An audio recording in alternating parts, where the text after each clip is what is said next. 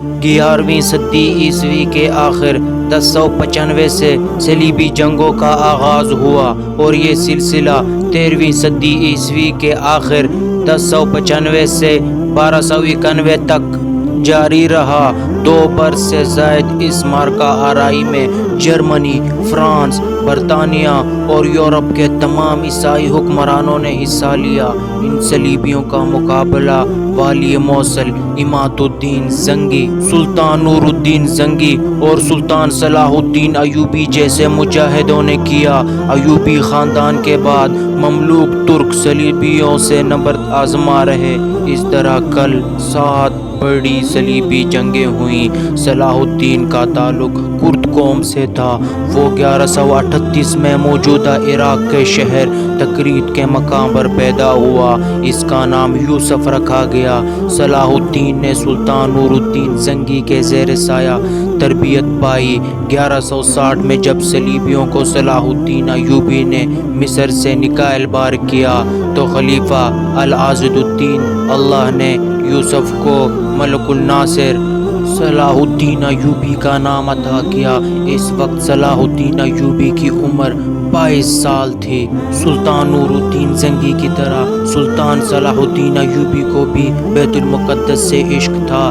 بیت المقدس یروشلم یہودیوں، عیسائیوں اور مسلمانوں کے لیے خاص اہمیت کا حامل شہر ہے۔ یہودی اسے یوں مقدس سمجھتے ہیں کہ یہاں حضرت سلیمان علیہ السلام نے عظیم الشان عبادت گاہ ہیکل سلیمانی بنائی تھی۔ عیسائی اسے اس طرح اہم جانتے ہیں کہ یہاں حضرت عیسیٰ علیہ السلام نے تعلیم و تبلیغ کا سلسلہ جاری رکھا تھا، اور مسلمانوں کے لیے یہ شہر اس لیے مقدس ہے کہ اس قبلہ اول سے سرور کونین حضرت محمد صلی اللہ علیہ وآلہ وسلم نے سفر معراج کیا تھا۔ پاک ذات ہے وہ جو اپنے بندے کو راتوں رات مسجد حرام کعبہ سے مسجد الاقصیٰ بیت المقدس تک لے گیا، جس کے ارد گرد کو ہم نے بابرکت بنا رکھا ہے تاکہ ان کو ہم کچھ اپنے عجائب دکھائیں۔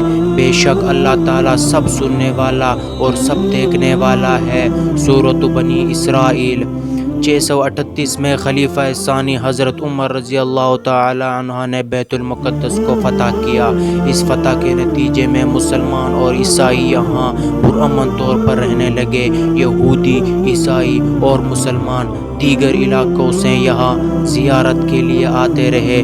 پھر 1099 میں عیسائی فوج نے بیت المقدس پر قبضہ کر لیا۔ وہاں کے باشندوں کا بے دردی سے قتل عام کیا۔ بیت المقدس کی آزادی کے لیے جب صلاح الدین ایوبی نے تلوار اٹھائی تو تمام عیسائی دنیا صلاح الدین ایوبی کے خلاف سفارا ہو گئی۔ صلاح الدین ایوبی اور صلیبی فوج کی تعداد 10 لاکھ سے زائد تھی، جبکہ صلاح الدین ایوبی کا لشکر 40,000 سپاہیوں پر مشتمل تھا۔ صلیبیوں کے پاس جدید ترین اسلحہ تھا اور باعمل اہل ایمان کے پاس صرف برہنہ تلواریں تھیں اور اللہ کی ذات پر غیر متزلزل یقین۔ یہ وہ ہتھیار تھے جن کے بھروسے سے صلاح الدین ایوبی نے تیسری صلیبی جنگ 1187 میں وہ عظیم الشان فتح حاصل کی، جس کی سوزش سے آج بھی عیسائی دنیا کے سینے جلتے ہیں۔ زخموں کی اس جلن کو مٹانے کے لیے عیسائی دنیا نے دوبارہ صلیبی جنگوں کا آغاز کر دیا۔ افغانستان اور عراق اس کی تازہ مثالیں ہیں۔ ان صلیبی جنگوں سے نمٹنے کے لیے ایک مرتبہ پھر فاتح اعظم صلاح الدین ایوبی جیسے مجاہد اسلام کی ضرورت ہے۔ محترم ناظرین کرام، آج سے 1500 سال قبل دنیا کے نقشے پر 2 عظیم طاقتیں موجود تھیں، ایک روم اور دوسری ایران۔ موجودہ سیاسی اصطلاح میں کہا جا سکتا ہے کہ یہ دونوں ماضی کی سپر پاور تھی۔ روم پر عیسائیوں کی حکمرانی تھی اور ایران مجوسیوں، آتش پرستوں کا مرکز تھا۔ ان کے عقیدے کے مطابق آگ ہر شے کو جلا دینے کی طاقت رکھتی تھی، اس لیے اسے خدا کا درجہ دے دیا گیا۔ ایران کے تمام چھوٹے بڑے معبدوں میں ہر وقت آگ روشن رہتی تھی اور پجاری بھڑکتے ہوئے شعلوں کے سامنے سجدہ ریز رہے تھے اور صدیوں سے مخصوص دعا مانگتے تھے کہ اے ہمارے معبود، جس طرح تو لازوال و عظیم ہے، اس طرح اپنے نام لیواؤں کو بھی عزت و جلال عطا کر۔ ہمیں ہمارے دشمنوں پر ایسا غلبہ بخش دے جیسے ذبح ہونے والے جانور بے دست و پا نظر آتے ہیں۔ اہل زمین کے دلوں میں ہماری ایسی ہیبت ڈال دے کہ وہ سوتے میں بھی ہم سے خوف زدہ رہیں، اور درفش کاویانی کو اتنا بلند کر کے کہ وہ آسمان کو چھونے لگے۔ درفش کاویانی آتش پرستوں کا مقدس پرچم تھا۔ ایرانی افواج اور عوام اس بات پر پورا یقین رکھتے تھے کہ جس میدان جنگ میں یہ متبرک جھنڈا لہرایا جائے گا، وہاں دشمن شکست فاش سے دوچار ہوگا اور مجوسیوں کو عظیم الشان فتح حاصل ہوگی۔ پھر جب اسلام کی شکل میں حق نمودار ہوا تو باطل فرار ہو گیا، مقدس پرچم اٹھانے والے ہاتھ کاٹ دیے گئے، اور درفشانی کاویانی جسے فتح و نصرت کا نشان سمجھا جاتا تھا، بدبختی کی علامت بن کر اس طرح خاک میں مل گیا کہ اس کا ایک تار تک باقی نہ رہا۔ یہ 14 ہجری کا تاریخ ساز اور یادگار سال تھا جب صدیوں سے روشن آتش کدے بجھا دیے گئے۔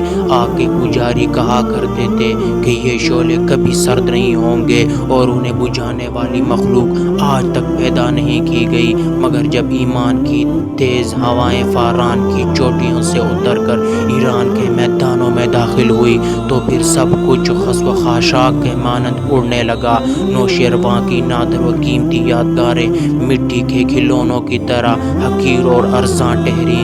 جس طرح کعبے میں رکھے ہوئے بت منہ کے بل گر کر وہ اللہ احد کہتے تھے، اس طرح ایوان کسریٰ کے بلند اور سنگی مینارے زمیں بوس ہو کر اللہ کی کبریائی بیان کر رہے تھے۔ مغرور شاہوں کے نسب نامے ورق ورق ہو کر بکھر گئے، ان کے اٹھے ہوئے سر انسانی ٹھوکروں اور گھوڑوں کے سموں سے پامال ہونے لگے، ہڈیاں چٹک کر ٹوٹنے لگی اور پھر راستوں کا غبار بن کر رہ گئیں، یہاں تک کہ ان کی آخری نشانیاں تلاش کرنے والا بھی کوئی باقی نہ بچا۔ اتنی قدیم و طاقتور سلطنت کی بساط یوں الٹی کہ مرثیہ خواں تک نہ رہے۔ ماتم گزاروں کو بھی مکافات عمل کے قانون نے کھا لیا۔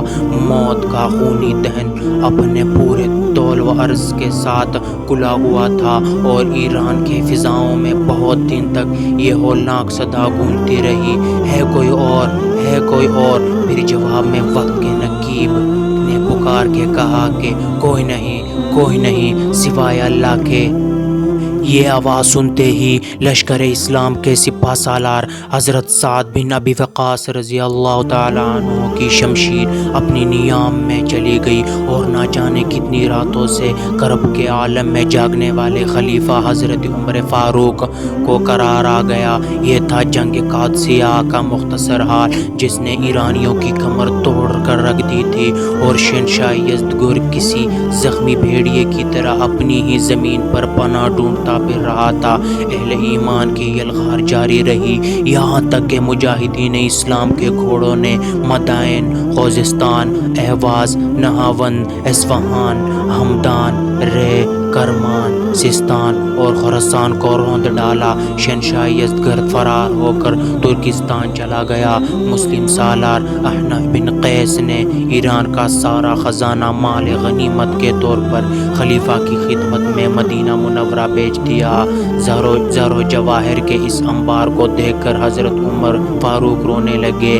پھر آپ نے مسجد نبی صلی اللہ علیہ وآلہ وسلم میں حاضر ہو کر اہل ایمان کے اجتماع سے خطاب کرتے ہوئے فرمایا، معبود حقیقی نام لیواؤں کو خوشخبری ہو کہ آج مجوسیوں کی سلطنت برباد ہو گئی، اب ان کے ملک کی زمین کا ایک ٹکڑا بھی ان کے قبضے میں نہیں رہا۔ خوب جان لو کہ اب آگ کے پجاری وحدہ لا شریک کی عبادت کرنے والوں کو کسی قسم کا نقصان نہیں پہنچا سکتے، اور یہ بھی سن لو کہ اللہ تعالیٰ نے ان کی زمین، ان کے ملک اور ان کی دولت کا وارث تمہیں اس لیے بنایا ہے کہ تمہاری آزمائش کی جا سکے۔ خبردار تم اپنی حالت نہ بدل لینا، ورنہ اللہ بے نیاز ہے، وہ تمہاری جگہ دوسری قوم کو بدل دے گا۔ مجھے اس امت کے لیے خود اس کے افراد سے خوف ہے۔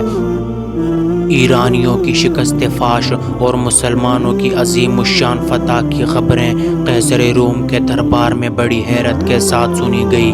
قیصر کے ایک درویش دوراندیش اور وزیر لوقس نے اپنی نشست پر کھڑے ہو کر بعد احترام عرض کیا، اے ہرقل اعظم، مسلمانوں کی یہ بہم فتوحات عیسائیوں کے لیے نیک شگون نہیں ہے۔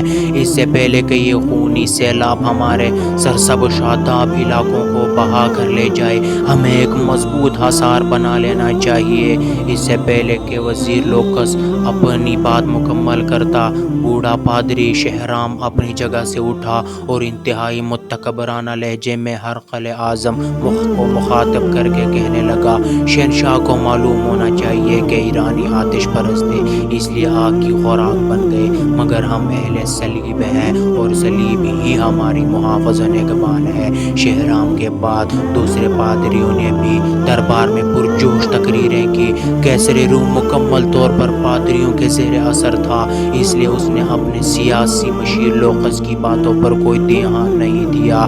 چند سال پہلے بھی انہی پادریوں نے اس وقت ہنگامہ آرائی کی تھی جب قیصر کو سرکار دو عالم صلی اللہ علیہ وآلہ وسلم کا نامہ مقدس موصول ہوا تھا، جس میں پیغمبر اسلام صلی اللہ علیہ وآلہ وسلم نے اسے دین حق قبول کرنے کی دعوت دی تھی۔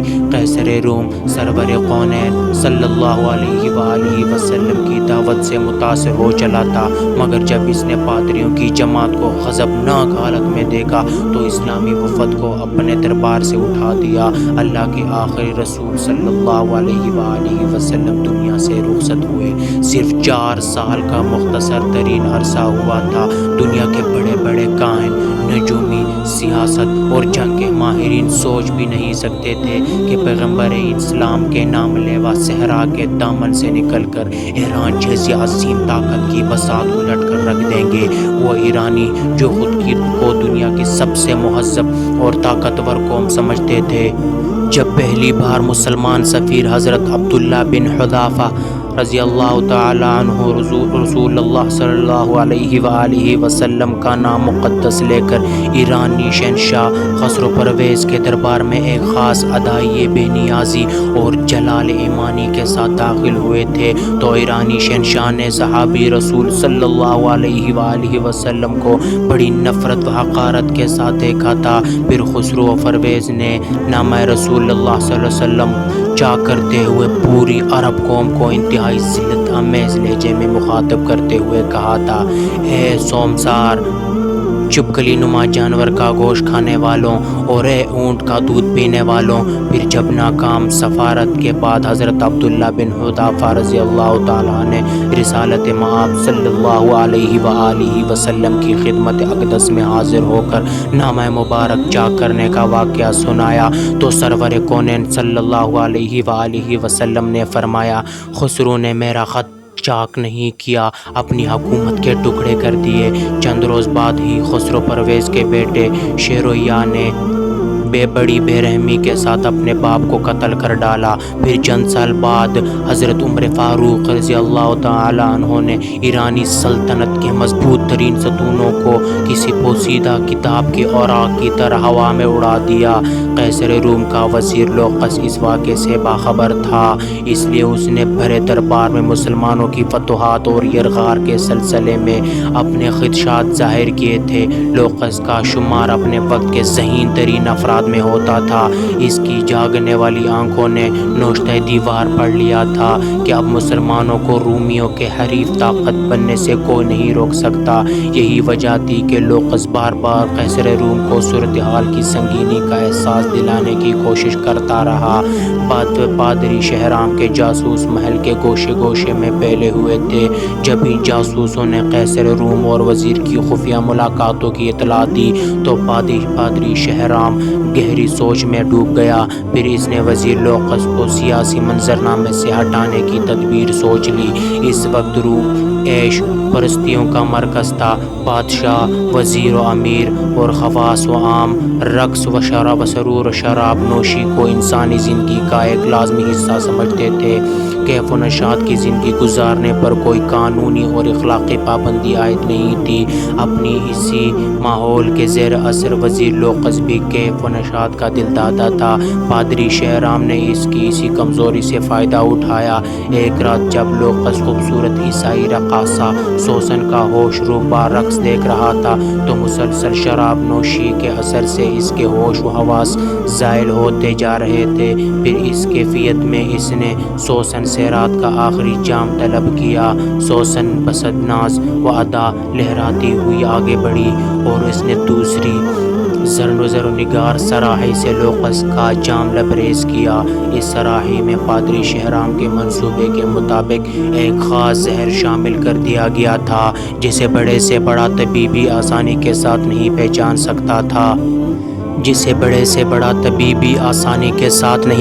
سکتا تھا۔ شراب حلق سے اترتے ہی لوقس کی حالت غیر ہونے لگی۔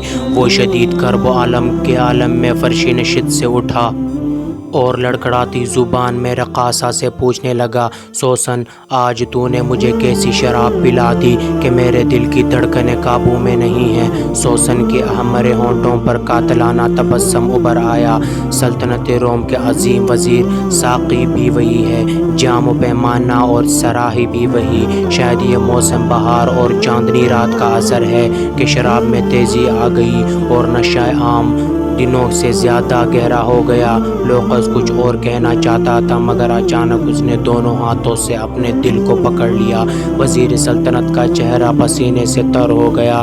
پھر وہ شدید اذیت کے عالم میں چند قدم آگے بڑھا اور لڑکھڑا کر فرش پر گر پڑا۔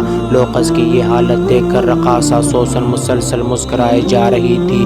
وزیر لوقس بڑی مشکل سے اٹھ کر بیٹھا۔ پھر اس نے پوری طاقت سے چیخ کر کہا، جاہل اور ریاکار پادریوں، تم نے اس شخص کو قتل کر ڈالا جو روم کا دماغ تھا۔ اب تمہیں خداوند خدا کے قہر سے کوئی نہیں بچا سکتا۔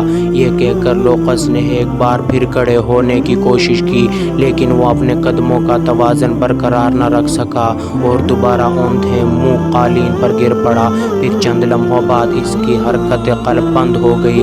رقاصہ سوسن تیزی سے جھکی۔ اس نے کئی بار لوقس کو آوازیں دی مگر جب وزیر سلطنت کے جسم کو ہلکی سی جنبش بھی نہیں ہوئی تو اس نے کسی طبیب کی طرح لوقس کی کلائی پر اپنا ہاتھ رکھ دیا۔ وزیر سلطنت کی نبض ڈوب چکی تھی۔ لوقس کے اشارت قدے میں رقاصہ سوسن کا تیز قہقہا گونجا مگر جب یہ گونج ختم ہوئی تو اس کے کانوں میں پادری شہرام کے الفاظ کی صدائیں بازگشت ابھرنے لگی، اگر تو نے عیسائیت کے ایک بڑے دشمن لوقس کو مار ڈالا تو مقدس باپ اور بیٹا تجھ سے راضی ہو جائیں گے، تیرے سارے گناہ دھو دیے جائیں گے اور تو پارساں عورتوں کی طرح جنت میں داخل ہو جائے گی۔ پھر جب رقاصہ سوسن وزیر سلطنت لوقس کے کمرے سے نکل کر محل کی راہداری سے گزر رہی تھی تو اس کے دل و دماغ پر سرشاری کی عجیب سی کیفیت طاری تھی۔ سوسن کو یوں محسوس ہو رہا تھا جیسے وہ جنت کی کسی وادی میں منہ حرام ہو۔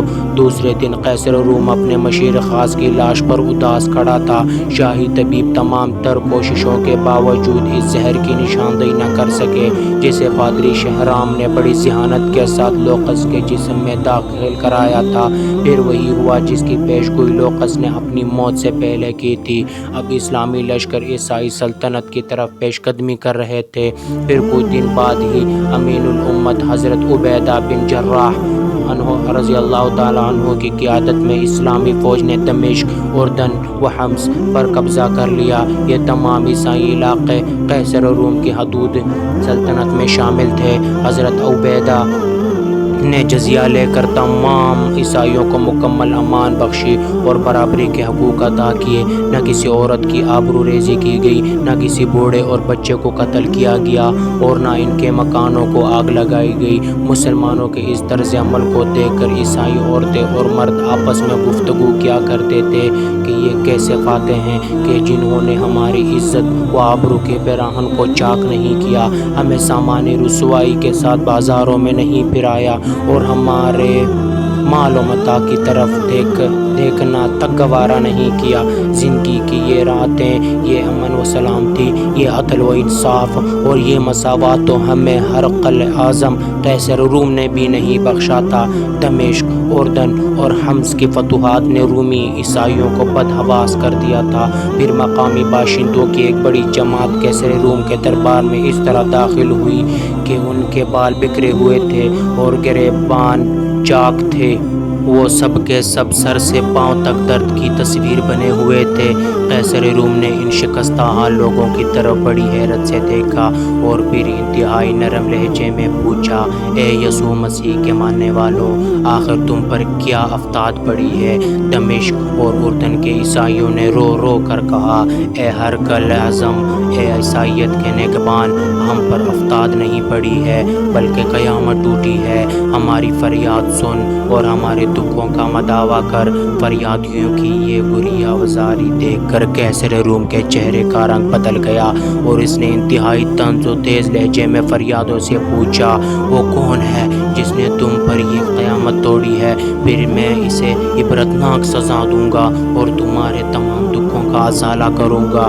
وہ عرب کے مسلمان ہیں جنہوں نے ہماری زمینوں پر قبضہ کر لیا اور ہمارے گھروں کو آگ لگا دی۔ ایک فریادی نے زار و قطار روتے ہوئے کہا، بوڑھے اور بچے قتل کیے جا رہے ہیں۔